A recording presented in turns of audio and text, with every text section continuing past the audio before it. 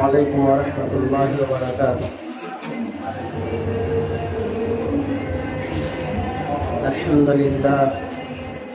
الحمد للہ وحدہ والصلاة والسلام علی من لا نبی بعدہ، اما بعد فقد قال اللہ تبارک وتعالی فی القرآن المجید والفرقان الحمید: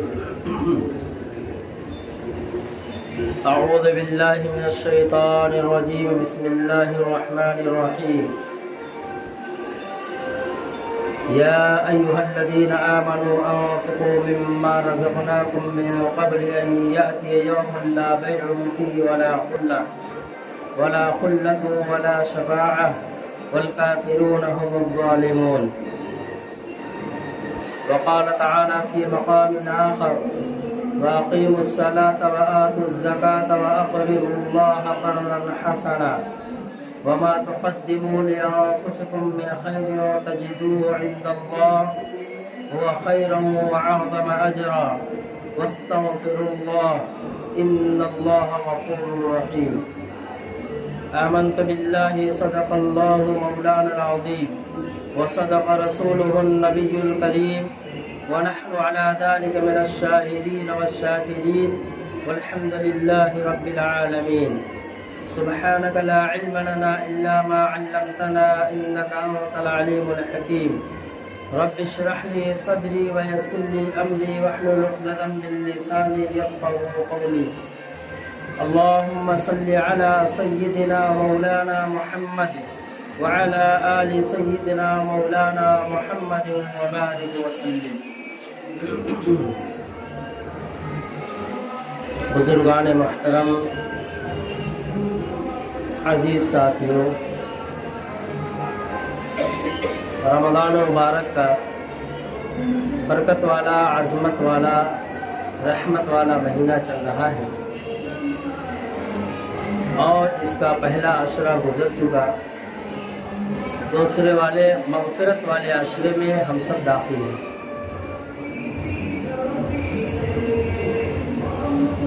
اسلام کی بنیاد 5 چیزوں پر ہے، جس کے بارے میں خود نبی کریم علیہ السلام نے ارشاد فرمایا: بنی الاسلام علی 5: شہادت ان لا الہ الا اللہ وان محمد رسول اللہ، واقام الصلاۃ وایتاء الزکاۃ وتصوم رمضان وتحج البیت، کہ اسلام کی بنیاد 5 چیزوں پر ہے، یعنی اسلام کے بنیادی ارکان 5 ہیں، جن میں سے سب سے پہلا رکن اسلام کا وہ اللہ تبارک و تعالیٰ کی وحدانیت اور رسول اللہ صلی اللہ علیہ وسلم کی رسالت کا زبان و دل سے اقرار کرنا، یعنی اللہ تبارک و تعالیٰ کو وحدہ لا شریک گرداننا اور حضور نبی کریم علیہ السلام کو آخری نبی اور رسول ماننا، یہ اسلام کا سب سے پہلا بنیادی رکن ہے۔ دوسرا رکن نماز کو قائم کرنا۔ ایمان کے بعد، ایمان لانے کے بعد، اسلام میں داخل ہونے کے بعد جو سب سے پہلی چیز مومن پہ فرض ہوتی ہے وہ نماز ہے، کہ 24 گھنٹے میں ہر بالغ عاقل مرد عورت پہ 5 وقت کی نماز فرض ہے۔ فرض کہتے کس کو ہیں؟ فرض اصل میں کہتے ہیں، ایک آسان سا فرض کا مطلب یہ سمجھے کہ جس کے بغیر انسان زندہ ہی نہیں رہ سکتا، جیسے کھانے پینے کے بغیر انسان کی زندگی دوبھر ہے، ایک وقت آئے گا وہ پیاس اور کھانے بھوک کی تڑپ کی وجہ سے مر جائے گا۔ ایسے ہی اگر اس کی زندگی میں نماز نہیں ہے تو رسول اللہ صلی اللہ علیہ وسلم نے فرمایا کہ جس نے جان بوجھ کر ایک وقت کی بھی نماز چھوڑ دی، جس نے جان بوجھ کر ایک وقت کی بھی نماز چھوڑ دی اگر، تو وہ کفر کے دروازے پہ جا کے کھڑا ہو گیا، یعنی وہ کفر کے قریب ہو گیا۔ کیوں؟ اس لیے کہ کافر بھی نماز نہیں پڑھتا۔ اگر اس مسلمان نے نماز چھوڑ دیا، نماز نہیں پڑھا، تو گویا کہ وہ کفر والا عمل کیا۔ تو کافر بھی نماز نہیں پڑھتا، اس نے بھی نہیں پڑھا، نماز کا انکار نہیں کیا۔ نماز کا انکار کرنے والا تو کافر ہو گیا اور اس دائرہ اسلام سے خارج ہو گیا۔ نماز کی محبت اس کے دل کے اندر ہے، نماز کے قائم ہونے کا اقرار کرتا ہے، نماز کے فرائض کا اقرار کر، لیکن نماز نہیں پڑھتا۔ رسول اللہ صلی اللہ علیہ وسلم نے فرمایا وہ کفر کے دروازے پہ جا کے کھڑا ہو گیا۔ یعنی جس طریقے سے بھوک اور پیاس زندگی کے لیے ضروری ہے، ایسے ہی مومن ایمان پر باقی رہنے کے لیے، اسلام پر باقی رہنے کے لیے نماز کا ہونا ضروری ہے۔ اس لیے نبی علیہ السلام نے فرمایا کہ نماز کا اسلام کے اندر وہ مقام ہے، وہ درجہ ہے، جو درجہ اسلام وہ ایک انسان کی باڈی کے اندر، جسم کے اندر سر کا ہے۔ اگر ایک انسان کا ڈھانچہ ہے، اس کے جسم سے، اس کے ڈھانچے سے سر جدا کر دو، کوئی بھی اس کو انسان نہیں کہے گا۔ ہاتھ نہیں ہے، ہر کوئی انسان ہے۔ آنکھ سے دکھائی نہیں دیتا، آنکھ ہے ہی نہیں، کان ہے ہی نہیں، بولنے کے لیے زبان نہیں ہے، چلنے کے لیے پاؤں نہیں، لیکن وہ انسان ہے۔ لیکن اگر اس کے جسم سے سر ہی جدا ہے، اب کوئی اس کو انسان نہیں کہے۔ ایسے ہی جب ہماری زندگی سے نماز ہی ختم ہے، تو اب ہم مومن ہونے میں، مسلمان ہونے میں پکے نہیں ہیں۔ پکا مومن بننے کے لیے، پکا مسلمان بننے کے لیے اپنی زندگی میں نماز کو لازم کرنا۔ ایسے ہی جیسے جسم کو چھپانے کے لیے کپڑا، جیسے زندگی گزارنے کے لیے سانس لینے کے ہوا، پانی، آگ کی ضرورت، ایسے ہی اسلام پہ برقرار رہنے کے لیے نماز کو لازم کرنا۔ اس وقت جس رکن پہ مجھے بات کرنی ہے وہ ہے اسلام کا تیسرا رکن، زکوٰۃ۔ وَإِيتَاءِ الزَّکَاۃ، زکوٰۃ کو قائم کرو۔ خالق اور مخلوق کا ایک ربط ہے۔ اللہ کے نبی صلی اللہ علیہ وسلم نے فرمایا، حدیث قدسی ہے کہ اللہ تبارک تعالیٰ فرماتے ہیں، نبی علیہ السلام نے فرمایا کہ الخلق عیال اللہ، کہ انسانیت ساری کی ساری اللہ کی کنبہ ہے، اللہ کا لشکر ہے، اللہ کا ایک خاندان ہے، پوری انسانیت یہ اللہ کا ایک کنبہ ہے۔ جیسے ایک گھر کا کچھ افراد ہوتے ہیں، ایک سوسائٹی کے کچھ لوگ ہوتے ہیں، ایک کمپنی کے کچھ ورکرز ہوتے ہیں، ایسے ہی پوری انسانیت اللہ کا کنبہ ہے۔ اور اسی کو اللہ تبارک و تعالیٰ نے قرآن کریم میں فرمایا، صبغۃ اللہ، کہ اللہ کے رنگ میں اپنے آپ کو رنگو، اللہ کے رنگ میں اپنے آپ کو رنگو۔ سخاوت اللہ کی صفت ہے، سخاوت اللہ کی صفت ہے۔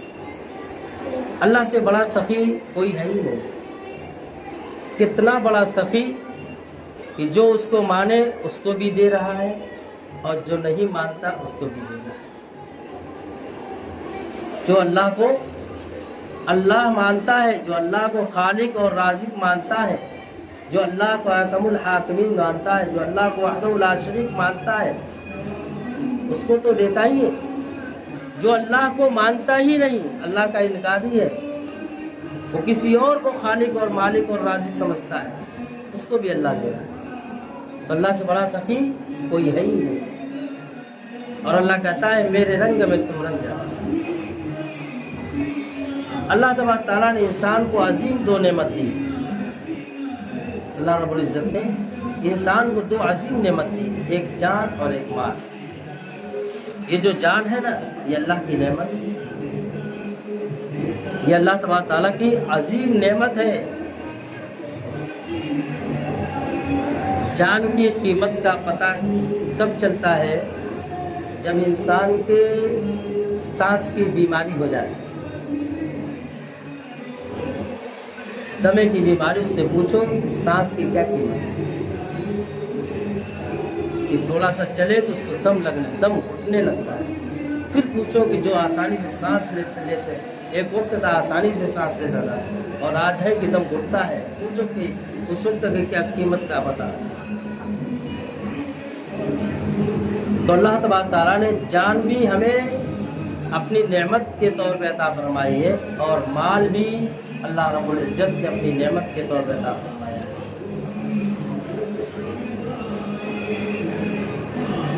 نماز کے ذریعے سے اللہ تبارک تعالیٰ کا قرب حاصل ہوتا ہے. نماز کے ذریعے سے اللہ کا قرب حاصل ہوتا ہے. روزہ رکھنے سے تقوی حاصل ہوتا ہے. حج کرنے سے تزکیہ نفس ہوتا ہے، اور زکوٰۃ دینے سے پاکیزگی مال ہوتا ہے. کہ مال کو زکوٰۃ دے کر کے، صدقہ خیرات کر کے تم اپنے مال کو پاکیزہ بناؤ، اپنے مال کو پاکیزہ بناؤ. زکوٰۃ اللہ رب العزت نے مسلمانوں پہ فرض کی، جس طریقے سے روزہ فرض ہے. اور عجیب بات ہے کہ اللہ تبارک تعالیٰ نے روزے کی فرضیت کی اہمیت کو بتلانے کے لیے بتلایا کہ صرف تمہارے اوپر روزہ فرض نہیں، تم سے پہلے بھی جو لوگ آئے ان پہ بھی روزہ فرض تھا. ایسے ہی زکوٰۃ اللہ رب العزت نے صرف ہمارے سر نہیں تھوپی ہے، ہم سے پہلے جتنے انبیاء علیہ السلام اس دنیا میں مبعوث ہوئے ان سب کے اوپر زکوٰۃ فرض ہے. اور اس کا تذکرہ کل رات کی تراویح میں آپ نے مفصل سنا ہے. یہ اور بات ہے کہ ہم قرآن سمجھتے نہیں، ہونا تو یہ چاہے کہ مسلمان ہونے کے ناطے ہم قرآن کو سمجھیں. مفصل تذکرہ زکوٰۃ کا کہ کس انبیاء پہ زکوٰۃ فرض کس انداز سے فرض ہوئی. حضرت ابراہیم علیہ السلام کے اوپر زکوٰۃ فرض ہے، حضرت یوسف علیہ السلام کے اوپر بھی زکوٰۃ فرض ہے، اور حضرت موسیٰ علیہ السلام کی قوم پہ بھی زکوٰۃ فرض ہے. ابھی تمام آیتیں پڑھوں، تمام کا ترجمہ کروں تو وقت ہی نہیں باقی مدعا بتلانے کا. اسی طریقے سے اسماعیل السلام، ابراہیم السلام کی قوم پہ بھی زکوٰۃ فرض ہے. اور اللہ تبارک تعالیٰ نے عجیب ربط رکھا ہے، جہاں اسلام کا تذکرہ فرمایا وہاں نماز کو، اس سے اعمال صالحہ کو جوڑ کے رکھا. قرآن کریم کے اندر تقریباً 70 مقامات ایسے ہیں، 70 جگہوں پہ اللہ رب العزت نے نماز کے ساتھ زکوٰۃ کو جوڑ کر کے بیان فرمایا ہے مختلف انداز سے.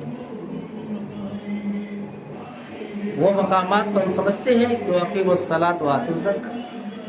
اللہ نے کہا نماز قائم کرو، زکوٰۃ ادا کرو. نماز اور زکوٰۃ کا بڑا گہرا تعلق ہے.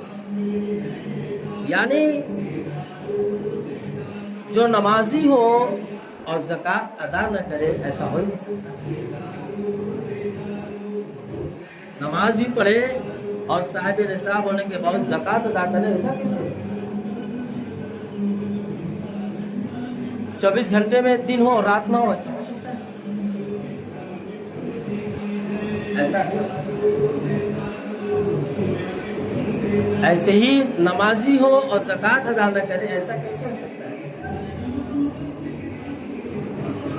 تو اللہ تبارک و تعالیٰ نے تمام انبیاء علیہ السلام پہ بھی زکوٰۃ کو فرض کیا تھا، نماز کو فرض کیا تھا، روزے کو فرض کیا تھا.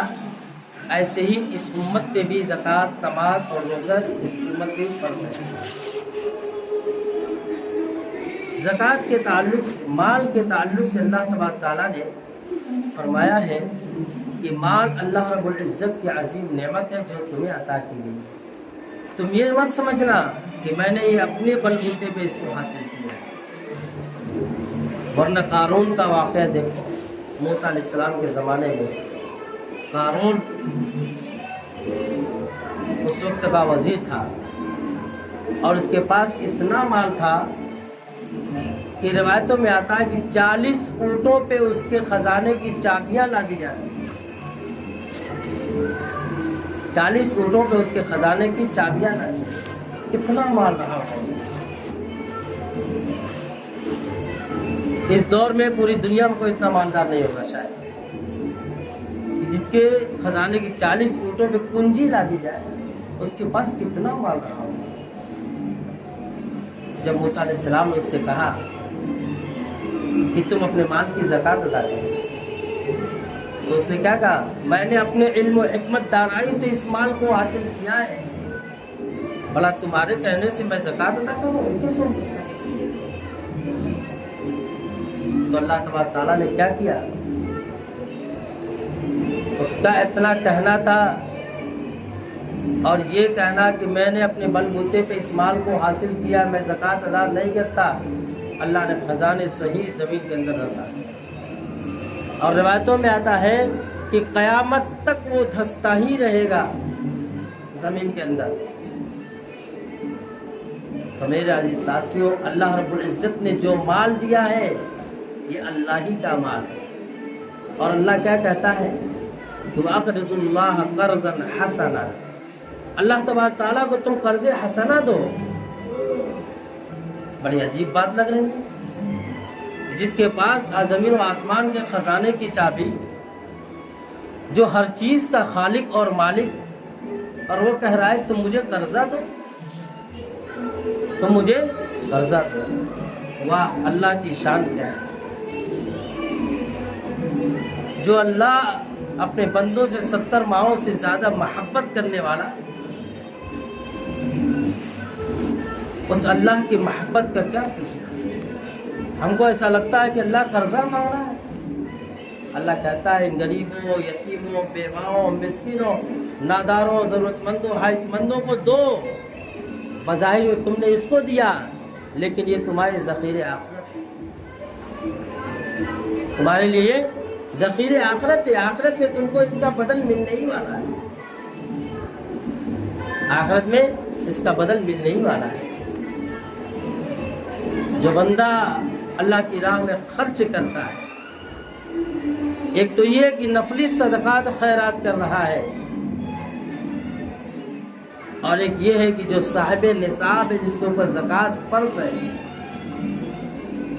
اب ہم یہ سمجھیں کہ زکوٰۃ کس کے اوپر فرض ہے، کس کو صاحب نصاب کہتے ہیں؟ اس میں بہت لوگ بھول میں، غلط فہمی میں پڑے ہوئے ہیں۔ تو جس کے پاس 52.5 تولہ چاندی ہے، جس کے پاس 52.5 تولہ چاندی ہے، وہ صاحب نصاب ہے۔ یا جس کے پاس 7.5 تولہ سونا ہے، وہ صاحب نصاب ہے۔ یا وہ شخص جس کے پاس مال تجارت ہے اتنا کہ اس کی قیمت 52.5 تولہ چاندی کے بقدر پہنچتی ہے، تو وہ بھی صاحب نصاب ہے۔ ایک تو یہ سیدھا سادہ مسئلہ ہے کہ سونا ہے 7.5 تولہ، چاندی ہے 52.5 تولہ، یا مال تجارت ہے 52.5 تولہ چاندی کے بقدر، اس کی قیمت پہنچتی ہے تو وہ صاحب نصاب ہے۔ یہ تین چیزیں جس کے پاس ہیں وہ صاحب نصاب ہے، اس کی مقدار اتنی ہے۔ لیکن اگر کسی کے پاس 52.5 تولہ چاندی نہیں ہے، 10 تولہ چاندی ہے، اور اس کے پاس سونا بھی ہے، 7.5 تولہ سونا نہیں ہے، 1 ہی تولہ سونا ہے، اب دونوں کی قیمت لگائی جائے گی۔ اب سونے اور چاندی کو نہیں دیکھا جائے گا، مشترکہ چیزیں ہیں، تھوڑا چاندی ہے تھوڑا سونا ہے، یا تھوڑا چاندی ہے تھوڑا مال نقدی ہے، یا تھوڑا سونا ہے تھوڑا مال نقدی ہے، تو ان کی مشترکہ قیمت لگائی جائے گی، और मुश्तरके कीमत लगाने में 52.5 तोला चांदी की कीमत का एतबार होगा, 10.5 तोला सोने की कीमत का एतबार नहीं होगा। मुश्तरके चीज़ें हैं तो 52.5 तोला चांदी की कीमत का एतबार होगा। मार्केट से पता लगा ले 52.5 तोला चांदी की कीमत कितनी है। अगर मुश्तरका चीज़ों की कीमत यहाँ तक पहुँचती है और उस पर साल गुजर जाता है तो वो साहिब निसाब है, उसके ऊपर ज़कात वाजिब है। साल गुजरने में भी बाज़ मरतबा लोग गलतफहमी में पड़ जाते हैं। मसलन एक मोटा हिसाब मानिए, पहली रमज़ान को वो साहिब निसाब हो गया, इतनी कीमत, इतना माल उसके पास आ गया कि 52.5 तोला चांदी की कीमत तक वो माल की कीमत पहुंचती है, या सोना चांदी या नकदी या माल तिजारत आ गया, उसके बाद या मुश्तरका चीज़ें आ गई। अब साल कब गुजरेगा, आते ही फौरन उसके ऊपर वाजिब नहीं है ज़कात। अब अगली साल पहले रमज़ान जब आ जाएगा, अगली साल पहला रमज़ान आ जाएगा, अब वो देखेगा कि मेरे पास उतना माल है या नहीं। अगर उतना माल है तो उसके ऊपर ज़कात वाजिब है। इसके दरमियान एक मसला और समझ, पहली रमज़ान को इतना माल आया कि साहिब निसाब है, दरमियान में माल कम होता रहा, कम ज़्यादा होता रहा, लेकिन पूरा माल ख़त्म नहीं हुआ, कम ज़्यादा होता रहा। फिर अगले साल रमज़ान आया तो फिर देखा कि माल पूरा साहिब निसाब तक पहुँचता है, तो उसके ऊपर ज़कात वाजिब है। हर माल पे साल का गुजरना ज़रूरी नहीं है, हर रुपये पे साल का गुजरना ज़रूरी नहीं है। एक मरतबा साहिब निसाब हो गया, साहिब माल हो गया, अब अगली साल देखेगा कि उतना माल आया, उसके ऊपर उतना ही माल आ गया, और इत्तेफाक ऐसा कि जब ज़कात निकालने गया तो उतना ही माल और उसके पास आ गया। अब ये नहीं कि उस पर भी साल गुजरना ज़रूरी नहीं, एक मरतबा इस पे एक निसाब पे हौलाने हौल हो गया, अब चाहे करोड़ों रुपए उसके पास उसी वक्त आ जाए, सबकी ज़कात देना वाजिब है, सबकी ज़कात निकालना वाजिब है। जो साहिब तिजारत है, जिनके पास दुकान है, दुकान के अंदर माल है, एक एक माल का हिसाब लगाए, एक एक माल का, एक एक पाई का हिसाब लगा करके ज़कात निकाले। इसलिए कि हुज़ूर नबी करीम अलैहिस्सलाम को हुक्म है, खुज़ मिन अमवालिहिम सदक़तन तुतहिरुहुम व तुज़क्कीहिम बिहा व सल्लि अलैहिम इन्न सलातक सकनुन लहुम वल्लाहु समीउन। ऐ नबी जी, खुज़ मिन अमवालिहिम सदक़ा, इनके मालों में से सदका खैरात निकालने को कहो, सुनो। क्यों? ताकि इनका माल पाक हो जाए। 1 रुपया भी ज़कात निकालने के बाद 1 रुपया ऐसा रह गया कि उसकी ज़कात हमने नहीं निकाली, सारा का सारा माल खोटा खराब है। अल्लाह कहता है कि ज़कात निकालो। घर की औरतें साहिब निसाब होती हैं, उनके पास सोना है, चांदी है। मर्द हज़रात के पास बेचारे पर मानी नहीं की ज़कात निकाले, लेकिन औरतों के पास सोने चांदी है, उनके ऊपर भी ज़कात है। सोने चांदी का मालिक मर्द थोड़ी होता, औरतों के पास होता है, उनको दिया गया, वो उसके मालिक है। अब ये कि उसके पास पैसा नहीं, ज़कात कैसे निकाले? तो जो उनके साथ मर्द है, जो उनके शौहर है, वो उनकी मदद करें, उनका हेल्प करें। जैसे उनके खाने पीने तमाम चीज़ों की मदद करते हो, ऐसे ज़कात निकालने में। अगर नहीं करता है तो अब उस औरत के ऊपर वाजिब है कि वो ज़कात उस जो है ज़ेवरात की ज़कात निकाले। कैसे निकाले? उसका 40 हिस्सा निकाले। तो ये एक मोटा सा सीधा साधा हिसाब निसाब, इस साहिब निसाब कौन है? अब हम सब अपने अपने घरों में जा कर के अपना अपना हिसाब लगाएं। मेरा बैंक में कितना जमा है, मैंने कर्जा किसको कितना दिया है, कर्ज दिया है, मिलने की उम्मीद है, उस कर्ज पे भी ज़कात है। उस कर्ज पे क्या है? ज़कात। या अगर उसकी ज़कात नहीं निकाला, जब मिलेगा तो गुजरे हुए तमाम सालों की ज़कात देना वाला, तो बेहतर यही कि हर साल उसकी ज़कात देता है। ऐसे ही कई मकानात खरीद करके रखा है और सबको किराए पे दे रखा है, बेचने की नीयत नहीं है उसकी, तो उस मकान पे ज़कात वाजिब नहीं है। आने वाला जो किराया है वो पास मौजूद है, उस पर इसमें ज़कात है। لیکن اگر کئی پلاٹ کئی جو ہے فلیٹ خرید کے رکھا بیچنے کی نیت سے، تو بیچنے کی نیت سے رکھا ہے تو مال تجارت ہوا، اس کے اوپر زکوٰۃ ہے۔ 20 لاکھ کا مکان خرید رکھا ہے، 40 لاکھ کا مکان خرید رکھا ہے بیچنے کی نیت سے، تو 20 لاکھ کو 40 لاکھ پہ زکوٰۃ واجب ہے۔ جتنی چیزیں خریدنے بیچنے کی نیت سے خریدا ہے ان سب وہ سب مال تجارت ہے، ان سب پہ زکوٰۃ واجب ہے۔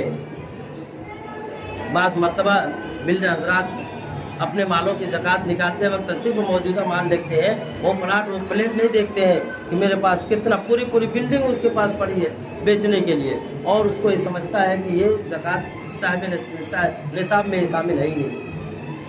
جتنی چیزیں بیچنے کے لیے اپنے پاس موجود رکھا ہے ان سب پہ زکوٰۃ واجب ہے۔ اللہ کے نبی صلی اللہ علیہ وسلم کو اللہ تبارک تعالیٰ کا ان کے مالوں سے زکوٰۃ وصولو، اور اے نبی جی وصولنے کے بعد ان کو یوں ہی چھوڑ مت دو، یہ اللہ کی راہ میں خرچ کر دیں، تو اے نبی جی آپ ان کے لیے مغفرت کی دعا کیجیے، وصلی علیہ ان صلاتک سکن لہم، سکون کی دعا کیجیے ان کے لیے، خود نبی کریم علیہ السلام کو۔ اور جو لوگ اپنے مال کی زکوٰۃ نکالیں گے حضور نبی کریم علیہ السلام کی اس دعا کے مستحق بنیں گے، اس دعا کے مستحق بنیں گے۔ اور شیطان تو کہتا ہے کہ اگر 100 روپے میں سے 2.5 روپے نکال دیا 97 روپے تیرے پاس بچا، اگلی سال نکالے گا تو اور کم ہو جائے گا، اگلی سال یعنی دھیرے دھیرے تیرا مال کا تو کنگال ہو جائے گا۔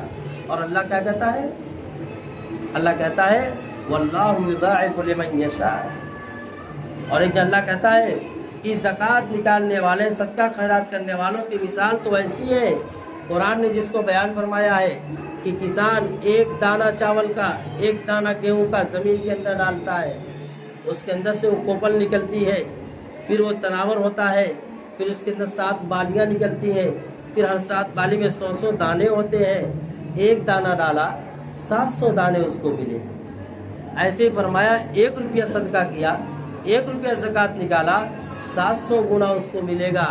واللہ یضاعف لمن یشاء، اور اللہ اپنی شان سے جتنا چاہے بڑھا کر کے دے گا۔ شیطان کے بہکاوے مت آنا کہ وہ کہتا ہے کہ مال تمہارا کم ہو جائے گا، کم نہیں ہوتا ہے۔ علماء نے کیا اچھی مثال دی ہے کہ جو چیز کٹتی ہے وہ پھلتی ہے، جو چیز کٹتی ہے وہ پھلتی ہے، وہ نکھرتی ہے۔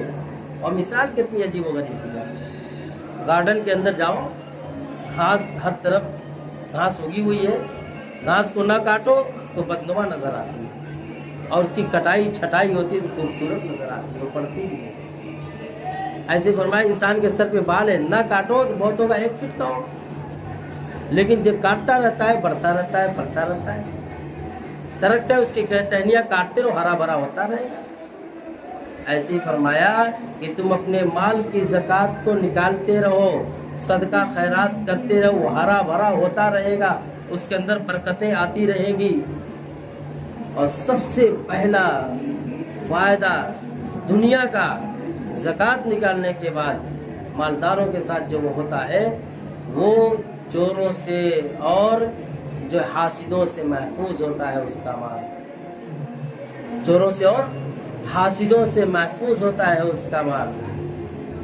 ورنہ یاد رکھیں مال اور وقت یہ ٹھہری ہوئی چیز نہیں ہے، یہ ختم ہونے والی چیز، کل جو چلا گیا وہ آج تک تھوڑی نہ آنے والا ہے۔ مال جو رکھے وہ باقی تھوڑی نہ رہنے والا ہے، وہ کہیں نہ کہیں خرچ ہو کر کے رہے گا۔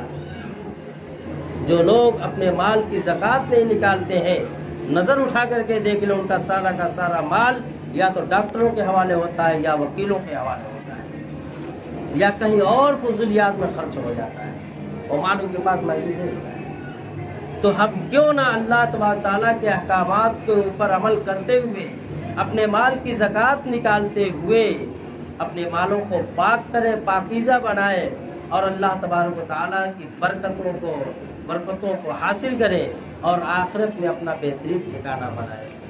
یہ تھی مختصر سی بات زکوٰۃ کے تعلق سے کہ زکوٰۃ کا کیا حکم ہے، اور زکوٰۃ ادا کرنے سے کتنے فائدے ہیں، اور زکوٰۃ کن لوگوں پہ واجب ہوتی ہے۔ اللہ تبارک تعالیٰ ہمیں ان سب باتوں پہ عمل کی توفیق عطا فرمائے۔ اللہ نے موقع دیا تو اگلے جمعہ زکوٰۃ نہ نکالنے کے نقصانات انشاءاللہ آپ حضرات کو بتلائے جائیں گے، آپ حضرات سنت سے فارغ ہو جائیں۔ وآخر دعوانا الحمدللہ۔